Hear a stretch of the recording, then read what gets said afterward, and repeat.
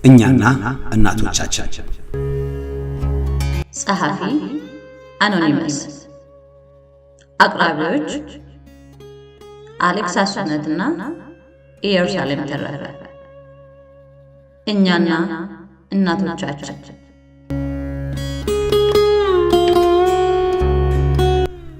ከባለቤቴ ጋር ትዳር ከመሰረትን 21 ዓመት ሞላን። ባለቤቴ አንድ ራሴን እንድፈትሽበት ያደረገኝን ጥያቄ አቀረበችልኝ።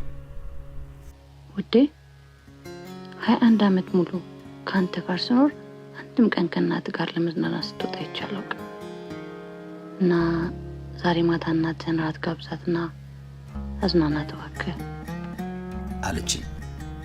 ውዷ ባለቤቴ ባቀረበችልኝ ሐሳብ ከመገረም በላይ መሰጠኝ። ተስማማሁኝ። እናም ወደ እናቴ ጋር ስልክ ደወልሁላት። እማ ዛሬ ካንቺ ጋር ሽርሽር መውጣት ፈልጋለሁ አልኳት። ደነገጠች። ምን ነው የኔ ልጅ? በሰላም ነው? ልጆችስ ምን ሆኑ? ባለቤትስ ሰላም አይደለችም እንዴ? በማለት የድንጋጤ ጥያቄዎቿን አርከፈከፈችብኝ። አብሽሪማ ሁሉም ሰላም ናቸው፣ ካንቺ ጋር ለመዝናናት ፈልጌ ነው አልኋት።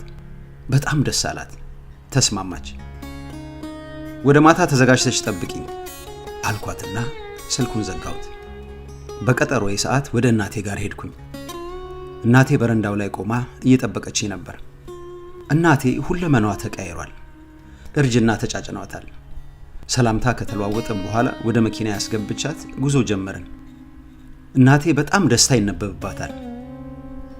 ልጄ ዛሬ ካንተ ጋር ሽርሽር እንደምወጣ ለሰፈር ሰዎች ሁሉ እንዲሁም ለዘመድ አዝማዶቼ በሙሉ ተናግሬያለሁ አለችኝ። በጣም ከመደሰቷ የተነሳ አንድም የምታውቀው አልቀራትም። ወሬውን ለሁሉም አዳርሰዋለች። ወደ ሆቴል ይዣት ሄድኩኝ። አስተናጋጁ የምግብ ዝርዝር የያዘ ወረቀት ወይም ሜኑ ሰጠን። እማ ምረጪ አልኳት። ፈገግ አለች። ከእርጅና የተነሳ ማየት እንደማትችል ተረዳሁ። ላንበብልሽ አልኳት። ልጅ እያለ ሆቴል ቤት ገብተን ልንመገብ ስንል የምግብ ዝርዝር አንብለህ ነበር። አሁን እንግዲህ ዕዳህን ክፈል ብላ ፈገግ አለች። እኔም ፈገግ ብዬ አነበብሁላት። የለበሰችውን ልብስ ስመለከት ከ19 ዓመታት በፊት የሞተው አባቴ የገዛላት የመጨረሻ ልብሷ እንደነበር አስታወስኩ። ምግቡ ቀርቦ እናቴ ከደስታ የተነሳ ምንም እየበላች አልነበረም። ደስታ በደስታ ሆናለች። በሕይወቴ እኔም በጣም የተደሰትኩበት አጋጣሚ ነበር።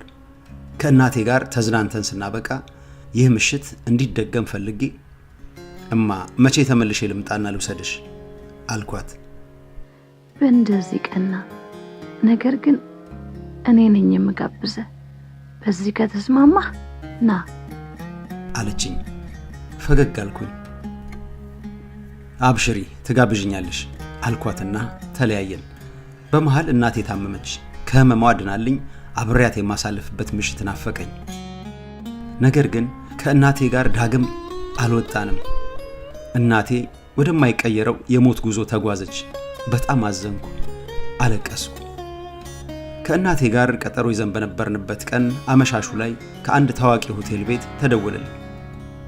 ዛሬ ራት ከባለቤትህ ጋር በነፃ ተጋብዛችኋል የሚል ነበር። ግራ ተጋባው። ማን ነው? እንዴት? ለማንኛውም እሺ እንመጣለን ብዬ ስልኩን ዘግቼ ምሽት ላይ ከባለቤቴ ጋር ሄድኩኝ። ግብዣው ከደብዳቤ ጋር ቀረበልን። ደብዳቤውን ከፈትኩት። እንዲህ ይላል። ልጄ ሰላም ላንተ ይሁን። የእራቱን ግብዣ ስንቀጣጠር መገኘት እንደማልችል አውቅ ነበር። የሞት ቀጠሮዬ እየተቃረበ እንደነበር ነፍሴ ይነግረኝ ነበር። ልጄ ይኸው እኔ በቃሌ መሰረት ጋብዣለሁ። በእኔ ፋንታ ውዷ ባለቤትህን አብረህ እንድትሆን ፈቅጃለሁ። መልካም ጊዜ እንዲሆንላችሁ እመኛለሁ ይላል። ሳይታወቀኝ እንባይ ወረደ። አለቀስኩ። 21 ዓመት ሙሉ የዘነጋሁትን ውድ ዕቃ አሁን ነው ማጣቴን ያወቅኩት። ስንቶቻችን ይሆን ካገባን በኋላ እናቶቻችንን የምናስታውሳቸው? ረጅም ዕድሜ ከጤና ጋር ለእናቶቻችን።